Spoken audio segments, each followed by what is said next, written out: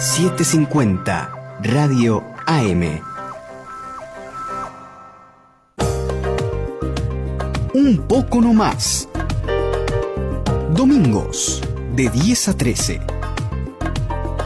Con la conducción de Eduardo Valdés. Un poco nomás. Quiero saludar en esta mañana a Maximiliano Rucconi y conversar con él cómo está viendo estas nuevas situaciones que estamos afrontando con Dolores, Comodoro Pi y compañía. Maxi, buen día, ¿cómo estamos? Buen día, ¿qué tal? Acá andamos. Un gusto, Maxi, ¿eh? Igualmente, como siempre. Necesito escuchar su voz, maestro. No, muchas gracias. No, a ver, yo creo que lo que está pasando, gracias a Dios, dentro de tanta cosa sombría, es de una profundidad que hace honor a este tiempo, digamos. Necesitábamos esta profundidad de crisis, este cuadro descripto con esta crudeza, ¿no? Que nos sacuda nuestra capacidad de asombro, porque no solo esto tiene que significar primero, en lo inmediato, solucionar la coyuntura, que es que nuestros presos injustamente detenidos, políticamente detenidos o inmoralmente detenidos, póngale uno el título que le quiera poner, no estén ni un día más en ese cautiverio, sino que además esto tenía que pasar sembrando el escenario para que esto nunca más vuelva a pasar. Es decir, este desastre nos tiene que hacer convocar a todos los argentinos, porque la verdad que no es un problema independientemente de los involucramientos individuales, no es un problema de un gobierno, de un sector ideológico, del otro. Digo, los argentinos no podemos convivir más con este espanto. Entonces me parece que es tanta profundidad, y me parece lo que sí debo reconocer, debo admirar en un juez encima de la juventud de Ramos Padilla, que haya estado a la altura de los tiempos, ¿no? Me parecía como que otra que fue un shopping, lo puso Dios. Sí, fue un shopping, fue un divino, digamos. En el camino de esta reestructuración puso a alguien que se da cuenta que en esta discusión, en la refundación de una justicia ética, tiene que intervenir no solo el fiscal, el Ministerio Público, el Procurador de la Nación, el Parlamento, la sociedad. Escribe para la gente. Encima la resolución de procesamiento de D'Alessio es una resolución además técnicamente excelente, pero además escrita para que la gente comprenda la gravedad de lo que está pasando. Me parece que en este sentido, yo que veo a veces, digamos, desde el punto de vista práctico soy optimista, no soy un pesimista teórico, pero digamos, desde el punto de vista práctico soy bastante optimista siempre. Me parece que nos marca que estamos ante una oportunidad que no podemos desperdiciar. Por eso lo que acaban de contarle el miércoles es muy importante, hay que estar apoyando ahí, ¿no? Maxi, ahora, es como que hemos tocado fondo, y digamos ya con la denuncia esta de Echeves sobre este sistema que tiene el nombre de D'Alessio, Santoro, Stornelli, pero digamos que es un sistema. Ahora, sorpresivamente ayer el mismo juez y el mismo fiscal ordenan detenciones a 4 exfuncionarios que iban a dar indagatoria esta semana. Bueno, es una cosa de locos. Seguimos en el tren fantasma. Pero yo creo que sí, eso lejos de ser una reconfirmación de convicciones, es el manotazo de ahogado de alguien que sabe que esto se termina, ¿no? Es decir, yo volviendo un poquito a lo que te decía recién, hasta más allá de la molestia que seguramente habrá de sentido Fantino y Romina Mangel, que ellos hayan sido convocados a ver lo que ellos sufrieron también. Más allá de la discusión sobre algún papel que haya cumplido el programa, digamos que yo tiendo a pensar que Fantino para mí fue engañado, ¿no? Evidentemente, bueno, de las elecciones que uno toma, pero porque también es importante que el periodismo sepa en carne propia, digamos, el funcionamiento de estas mafias, ¿no? Y me parece que esa convocatoria testimonial de estos dos periodistas fue importante. Estoy seguro que ha generado un shock en la vida íntima y en la vida profesional e institucional de ellos dos, ¿no? Entonces, yo digo, lo que uno... A ver, yo he calificado a causa de estos fotocopias de cuadernos como el tren fantasma. Yo no espero nada de eso, digamos, y sabemos que es un... digamos, si lo que ese juez realizara cotidianamente fueran actos valiosos, hablaríamos de valentía. En este caso, como lo que hace son estos desastres, que insista con estas acciones, no es valentía, es la locura del que ha perdido todo parámetro moral. Pero nada. Ahora, lo que pasa, yo a ver, quiero insistir, ¿no? El problema no es qué pasa con los malos, porque digamos, Bonadío y Stornelli, con algunas diferencias eventuales que se demostrarán en la justicia, pero son dos sujetos que, por lo menos desde el punto de vista institucional, si el mundo se divide en malos y buenos, son los malos, ¿sí?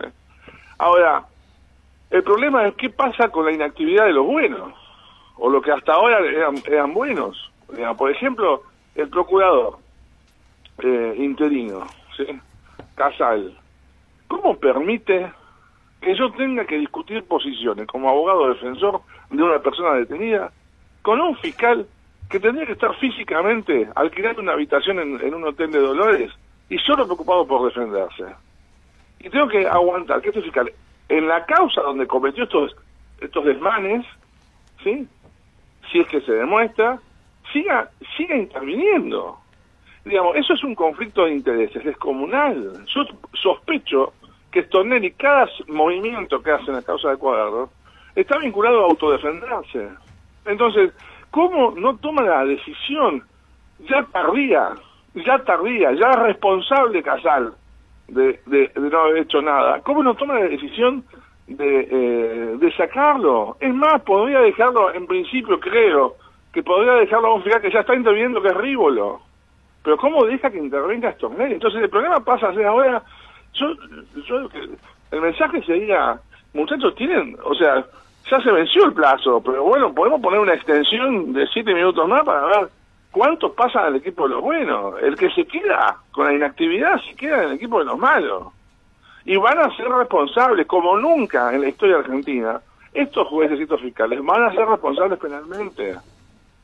Van a ser responsables penalmente, sin ningún tipo de duda. Digamos, salvo que haya soluciones globales e institucionales que se unifiquen los pueblos, qué sé yo, no sé qué, pero en principio van a tener que responder por estas acciones. Entonces, yo lo que diría es, los que se sienten que no son malos, bueno, es momento de sobreactuar la bondad, sobreactuar la transparencia, levanten la mano los que no forman parte del sistema.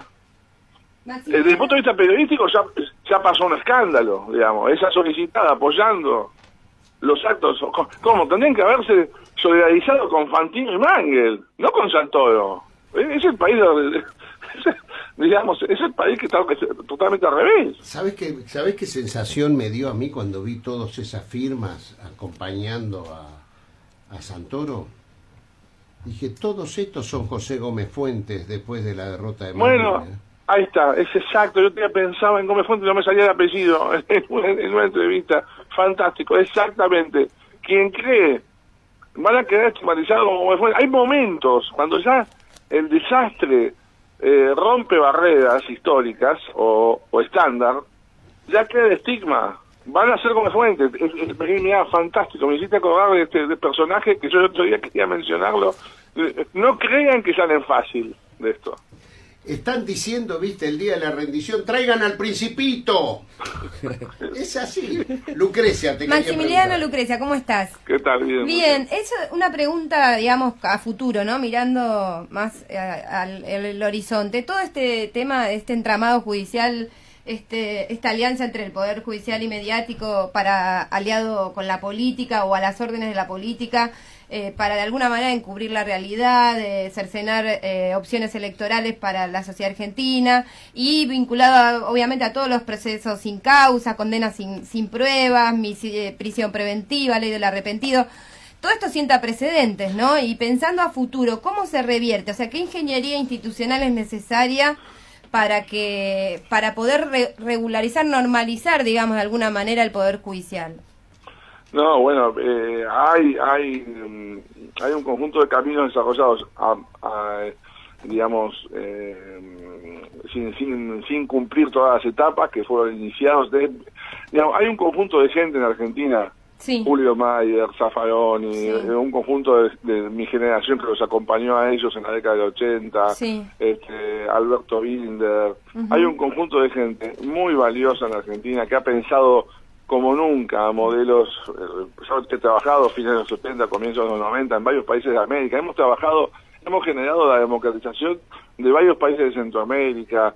El sistema, digamos, hemos trabajado en Guatemala, en Honduras, en El Salvador, sí. En Ecuador, en Perú, en un montón de países, montando modelos mucho más transparentes, más eficaces, que sean eficaces pero que resguarden garantías constitucionales. Sí. Esto significa cercanía de los jueces y fiscales con los vecinos, incluso de pobreza territorial.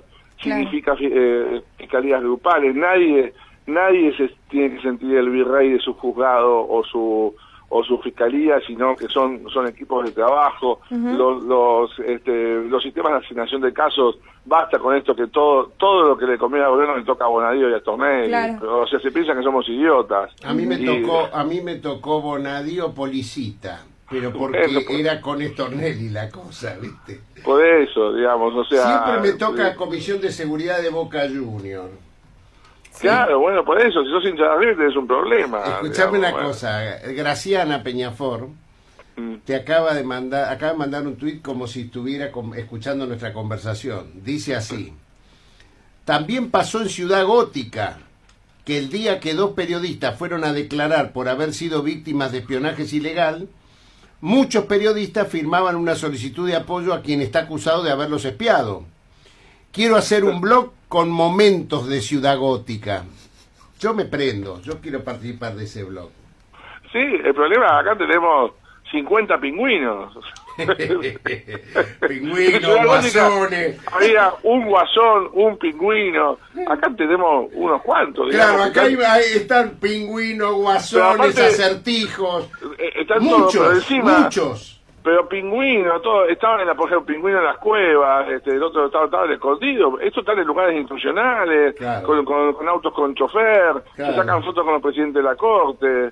Así es. Entonces, vamos a necesitar a Batman y a todo Marvel, todo superhéroe de Marvel para dar vuelta a esto, ¿no? Maxi, una pregunta, me quedan 2 minutos, pero te quiero hacer una pregunta. Cuando vas a dar clase con tus alumnos, sí. ¿Qué te dicen? ¿Cuál es la sensación de ellos respecto de lo que ven hoy que pasa en el Poder Judicial? No, cuanto más joven, yo no estoy dando más, casi no quiero dar más clases de posgrado. Yo siento que los que tienen, lamentablemente, ¿no? Los que recibieron clases estos últimos 10, 15 años, digamos, tienen o forman parte de ese sistema así como está montado y después viven de la justicia federal, o son empleados o funcionarios. Yo a ellos está todo bien, tienen todo derecho a ser resocializados, pero no puedo perder tiempo en eso. Ahora me estoy ocupando en la gente muy, muy joven. Y yo ahí sí, este año renové mi esperanza y mi ánimo, porque cuando uno se encuentra con esa gente se da cuenta que tiene todo el terreno todavía como para trabajar y para los primeros años. En los primeros años hay que trabajar con la gente joven, muy, muy, muy joven. Cuando arrancan, no hay que dejar que se contaminen, hay que cuidarlos, pero como si fuera una epidemia, digamos, y ahí sí uno tiene que generar el ejército de la transformación cultural, ¿no? De las próximas décadas. Hay que trabajar sobre esa gente.